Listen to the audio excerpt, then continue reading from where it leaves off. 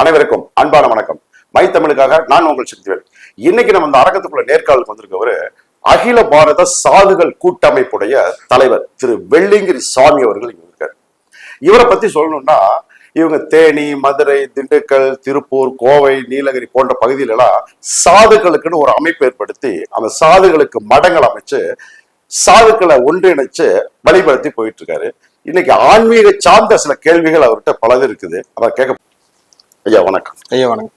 ஐயா, இப்போ சாதுக்கள், இப்போ உங்களுடைய வயதுக்கும் எங்களுடைய வயதுக்கும் நிறைய வித்தியாசங்கள் இருக்கும்.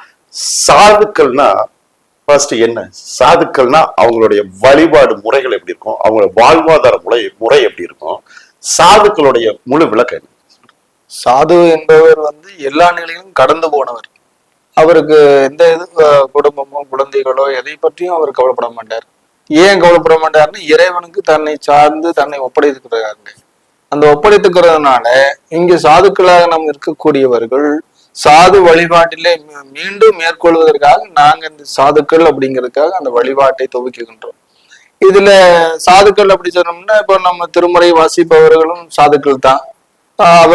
மற்ற சிவனடியார்கள் என்று சொல்லக்கூடிய எல்லோருமே சாதுக்கள் தான். ஆனால் அந்த வழிபாடுகள் என்பது முறைப்படுத்தப்படுது இல்ல. அந்த முறை முறைப்படுத்தப்படுறதுல இப்ப சிவாலயத்துக்கு நம்ம போறோம்னு வச்சுக்கோங்களேன், அங்கே தேவாரம் திருவாசகம் படிக்கின்றவர்கள் இருப்பார்கள். அவர்களுக்கு திருமுறைகளை பாடிக்கொண்டிருப்பார்கள். அவர்கள் சாதுக்கள் அல்ல, அவர் சிவனடியார்கள்.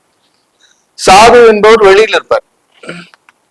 அவர் ஆலயத்துல உள்ள இருக்க மாட்டார். ஏன்னு கேட்டீங்கன்னா தன்னை உணர்ந்து கொண்டு தான் எங்கும் இல்லை, எல்லாம் எனக்குள்ளே இருக்கிறது, இறைவன் நமக்குள்ளே இருக்கிறான் என்பதை உணர்ந்து கொண்டு அவர் வெளியில இருப்பார்.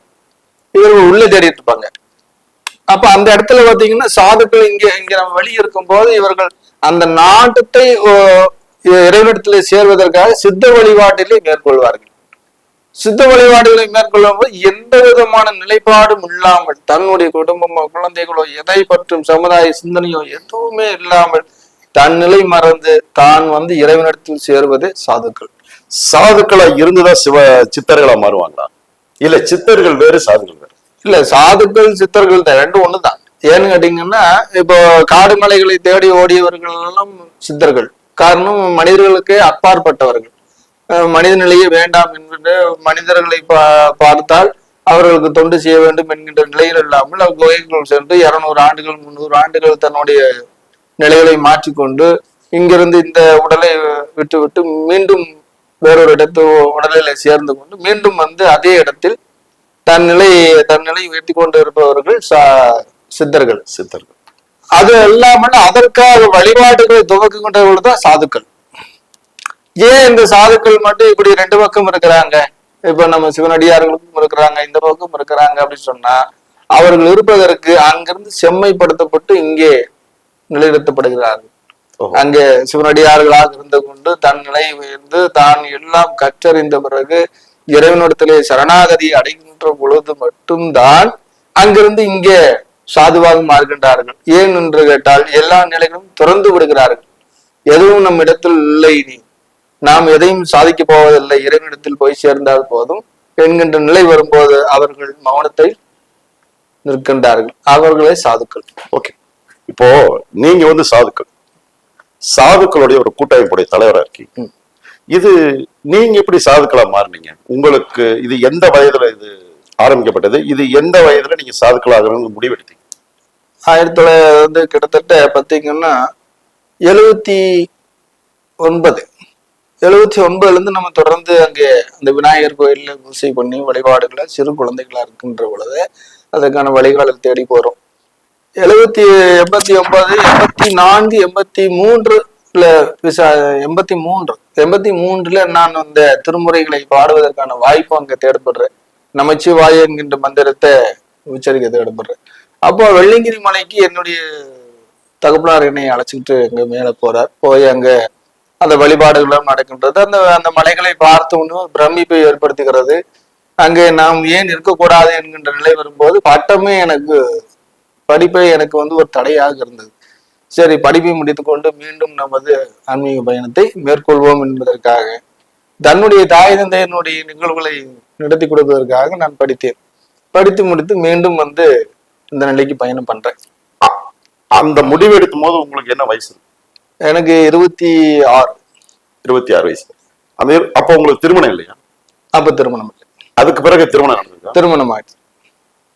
சிவனடிகளார், சித்தர்கள், இந்த மாதிரி சாதுக்கள் எல்லாம் திருமணம் இல்லாத பிரம்மச்சாரிய பிரம்மோட்சத்தை அடைய முடியும் அப்படின்னு ஒண்ணு இருக்கு. இப்ப சாது அப்படின்னா ஆண், சாத்வி அப்படின்னா பெண்.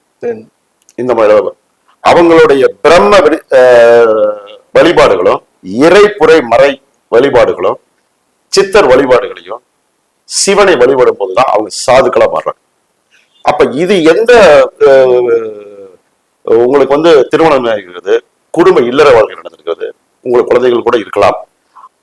அந்த நிலையில உங்களுக்கு எப்படி சாதுக்கள் ஆகிறதுக்குண்டான தகுதிகள் பெறப்பட்டது? இல்ல, நீங்க சொல்லக்கூடியது அந்த காலத்துல வாழ்ந்த நிலைகளை சொல்றீங்க. ஆனால் இப்பொழுது இருக்கக்கூடிய நிலையில பார்த்தோம்னு சொன்னா இந்த இந்த இந்து அமைப்பு இந்து நிலைகளை பார்க்கின்ற பொழுது சாது என்கின்ற நிலை இங்கே அழிந்து போய் கொண்டிருக்கிறது இப்பொழுது. ஏன்னு கேட்டீங்கன்னா, இப்போ பெரிய பெரிய மகான்கள் இருக்கிறத நம்ம போட்டி பாதுகாக்க போடுறோம். இப்ப திருக்கைராய பரம்பரை இந்த மாதிரி இருக்கிறவங்கள சாதுக்களா நம்ம நினைக்கிறோம். அவங்கதான் பெரிய ஒரு மகான், ஒரு நிலையில இருக்கக்கூடியவர்களாக நினைக்கின்றோம். ஆனால் அதர்களெல்லாம் தவிர்த்து குகைகளிலே வாழக்கூடிய சாதுக்களும் இன்னும் நிறைய இருக்கிறாங்க. இல்ல, சாதுக்கள் பிரிவு எத்தனை? இப்ப நாகா சாதுகள் ஒண்ணு இருக்கு இல்லைங்களா? ஆமா, நாகா சாதுகள் ஒண்ணு இருக்காங்க. அந்த நாகா சாதுகள் நம்ம நாட்டுல கிடையாது. இப்ப சிக்கிம் போன்ற நாட்டுகள்ல இருக்காங்க. அவங்க வந்து வெள்ளை உடை அணிவாங்க அப்படிங்கறதெல்லாம் கூட இருக்கு பேசப்படுது. இப்போ சாதுக்கள்னா வந்து சன்னியாசத்துல எடுத்துக்கலாம், பரதேசி அப்படின்னு கூட எடுத்துக்கலாம், பிச்சைக்காரன் கூட அதுக்கு ஒரு வார்த்தை இருக்கு. பிச்சைக்காரன் எடுத்துக்கலாம், யோகிகள், முனிவர்கள், ஞானிகள், தன்னிலை மறந்து வாழ்பவர்கள், இது போன்ற நபர்கள் தான் சாதுக்கள் அப்படிங்கிறது இது வரும். ஆனா பிரம்மச்சாரியம் தான் அதுல முக்கியம் அப்படிங்கிறது சாதுக்கள்ல ஒரு மரபு இருக்கு, ஒரு பேச்சு இருக்குது. அதுல நீங்க குடும்ப வாழ்க்கையில ஈடுபட்டு அதுக்கு பிறகு எந்த நிலையில நீங்க சாதுக்கள் நிலைக்கு போனீங்க? இல்ல, சாதுக்கள் அப்படின்னா நீங்க குடும்பம் இல்லாம இருக்கிறதே சாதுக்கள் அப்படிங்கறதெல்லாம் கிடையாது. குடும்பமும் இருந்துக்கலாம், குடும்பம் இல்லாத இறைவன் சொல்லக்கூடிய ஒரே திருநாமம் ஆணும் பெண்ணும் சரிசமம். இறைவன் வந்து பார்வதி உமையாலும் இறைவனும் ஒன்று சமம் என்று சொல்கின்றார். இல்லறத்தில் இருந்தே துறவரம் மேற்கொள்வது சரியானது என்கின்றார். காரணம் தனது கர்மாவை நிலைநிறுத்துவதற்காக, நான் வந்த பெற்ற பாகியத்தை பெறுவதற்காக இந்த நிலையை நான் ஏற்படுத்துகிறேன் என்று சொல்கிறார். அதன் வழியிலே பயணிப்பதுதான் இந்த நிலை. ஆனால் மற்றொரு நிலை என்பது பிரம்மச்சாரியம். அந்த பிரம்மச்சாரிய வாழ்க்கையில் இருப்பவர்களை நான் மகான்களாக அவதாரங்களுமா போற்றி மகிழ்கின்றோம். காரணம், அந்த இறை உலகத்துல இன்றைக்கு இருக்கக்கூடிய ஆதீனங்கள் எல்லாம் இறைவர்களாக ஒவ்வொரு இடத்திலும் இருந்து கொண்டு அந்த கால சூழ்நிலையில் தகுந்தால் போல் தன் நிலையை உயர்த்தி கொண்டு அங்க இருக்கக்கூடிய அந்த என்ன சொல்றதுன்னு கேட்டீங்கன்னா, அதாவது எப்படி சொல்றதுன்னா, தன்னிலை மறந்து நிற்கின்றவர்களை ஞானிகளாக உயர்த்துவதற்கு அவர்கள் வழி தேடி கொண்டிருக்கின்றார்கள். அதனால அந்த அந்த அந்த இதுல பாத்தீங்கன்னா அறியாமையில் இருக்கக்கூடியவர்கள், இப்போ வழிபாட்டே தெரியாம இருப்பாங்க. அவங்க ஏதாவது ஒரு விதத்துல வழிபாடு செஞ்சுக்கிட்டு இருப்பாங்க. அவங்களை கூப்பிட்டு இல்ல இதை இப்படித்தான் செய்யணும், இதை இப்படி செய்யுங்கன்னு சொல்லி அதுக்கு மகான்களாக வழிகாட்டுறதுக்கு அந்த ஆதீனங்கள் இருக்கிறாங்க. இப்ப அதையே தாண்டி போகின்ற பொழுது நம்மை பார்க்கின்றார்கள். இப்ப சாதுன்னு ஒருத்தர், இப்ப அவரை போய் நம்ம பார்க்க முடியாது, அவர் பார்க்கறதுக்கான நேரம் இருக்காது. அவர் பல கோயில்கள், கும்பாபிஷேகங்கள் அல்லது வேற ஏதாவது ஒரு நிலைப்பாடுகள் இருப்பாங்க. ஆனா அதற்கு கீழே இங்கே சாதுக்கள் வந்து தன் நிலை மறந்து தான் யோகிகளாக அங்கே நிற்பார்கள். இப்போ ஒண்ணும் இல்ல, ஒரு ஒரு ஒரு சின்ன ஒரு எக்ஸாம்பிள் எடுத்துட்டீங்கன்னு சொன்னா, ஒரு குப்பை மேட்டுல ஒருத்தர் இருக்கிறார். அவரு குடும்பஸ்தன் தான். ஆனா அவர் வந்து பாத்தீங்கன்னா ஞானி ஆகிறாரு. அது இறைவன் எப்படி ஆக்குறாருன்னா, இறைவனே ஆக்குறாரு, அவர் ஆக்கல, இறைவனே ஆகிறாரு. அந்த இடத்துல அவர் எதுவும் வேண்டாம் என்று தன் நிலை மறந்து தான் இருக்கின்ற அந்த உயிர், அந்த ஆத்மாவை மட்டும் வழிபாட்டு அங்க செய்துட்டு அந்த குப்பமேட்டிலேயே உட்கார்ந்துருக்காரு. அப்ப அங்கு ஒருவர் போகின்றவரை கூப்பிட்டு தன் நிலை மறந்து தான் சொல்கின்றார், நீ இப்படி இருந்தால் உன்னுடைய வாழ்க்கை நிச்சயமாக மாறும் என்கிறார். அவர் அதை உதாசீனப்படுத்துகிறார். இவர் சொல்லியா எனக்கு ஆகி போகிறது என்று போய்விட்டார். மீண்டும் திரும்பி வருகிறார். இவர் சொன்ன நிகழ்வுலே நடந்து விட்டது. மீண்டும் திரும்பி வருகிறார். அவர் அங்கில்லை. அப்ப கண்டவர்கள் யார்? சாதுதானே. அப்ப இறைவன் தானே அதற்கு வழிகாட்டியெல்லாம் இருக்கிறார். அதுக்கு நம்ம இப்படி நம்ம பதில் சொல்றது? இப்ப நீங்க தற்சமயம் பிரம்மச்சாரிய வாழ்க்கையில இருக்கீங்களா? இல்ல இல்ல இல்ல, குடும்ப வாழ்க்கையில இருக்கு. குடும்ப வாழ்க்கையில இருந்துட்டு இப்ப சாதுக்களுடைய பிரம்மச்சாரிய வாழ்க்கையோ தியான முறைகளோ சன்னியாச முறைகளோ வழி நடத்தி உங்களால கொண்டு போயிட முடியும். கண்டிப்பா கொண்டு போக முடியும். காரணம் என்ன கேட்டீங்கன்னா, தனது கர்மாவை நிலைநிறுத்திட்டான், உணர்ந்து கொண்டால், இதுதான் நமது நிலை என்பதை உணர்ந்து கொண்டால் நிச்சயம் அதற்கான வாய்ப்புகள் அங்கே கிடைக்கும். மனைவி மக்கள் குடும்ப இல்லற வாழ்க்கையிலும் ஈடுபட்டு சாதுகளாக வாழலாம். அதுல ஒண்ணும் மாற்று கருத்து நிச்சயமே இல்ல. சாதுக்கள் அப்படின்னால சன்னியாசம் வாங்கிட்டாலே அவங்க அனைத்தையும் மறந்து முற்றிலும் துறந்த ஒரு முனிவர்கள். எந்த ஆசபாசங்களுக்கும் இடம் இல்லை. உணவு கூட கிடைத்தால் சாப்பிடுவோம், இல்லைன்னா கிடைக்கலன்னா சாப்பிட மாட்டோம் அப்படிங்கிற மாதிரி அப்படி இருக்கும்போது அப்ப இது ரெண்டு பிரிவா எடுத்துக்கலாமா நம்ம? சாதுக்கள் குடும்ப வாழ்க்கையிலும் சாதுக்கள் வாழலாம், தனித்து பிரம்மச்சாரிய இறைவன் வழிபாட்டுக்காகவே தன்னை அர்ப்பணிக்கப்பட்ட வாழ்க்கைன்னு எடுத்துக்கலாமா? இல்ல, ரெண்டு பிரிவுல நீங்க சொன்னது இல்ல, ஒரே பிரிவு தான். இறைவன் சிவபெருமான் தான் எல்லாத்தையும் ஆட்கொள்கிறார். அவரு ஆதீனமா இருக்கிறாரு, அது பிரம்மச்சாரியும் வேணும். பிரம்மச்சாரியும் இருந்தா தான் ஆதீனம். அப்போ அவர் பிரம்மச்சாரியம் இருந்தால் அவரை நாங்கள் போற்றி வணங்குகிறோம். எங்களுக்கெல்லாம் குருமகானாக விளங்கக்கூடியவர்கள், எங்களுக்கெல்லாம் சாதுக்களுக்கே குருமகானாக விளங்கக்கூடியவர்கள் சன்னியாசிகள்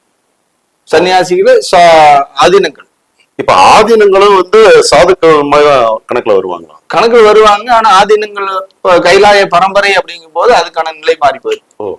ஏன்னா அவங்க தொட்டு வருகின்ற அந்த வம்சாவளியில வர்றதுனால அது சாதுக்களோட சேராது. உங்களுடைய பிஸியான நேரத்துல இவ்வளவு தூரம் வந்திருந்து மைத்தமிழ் நேயர்களுக்காக பல்வேறு விஷயங்களை பகிர்ந்துக்கிட்டதுக்கு மிக்க நன்றி. உங்களுடைய நல்ல நோக்க நிறைவேற எனக்கு வாழ்த்துக்கள். மகிழ்ச்சிங்க, மகிழ்ச்சி. எங்களுக்கும் இந்த வாய்ப்பை கொடுத்து இந்த நிலையை பெற்றுக் கொடுத்ததுக்காக உங்களுக்கு மிக்க மகிழ்ச்சி.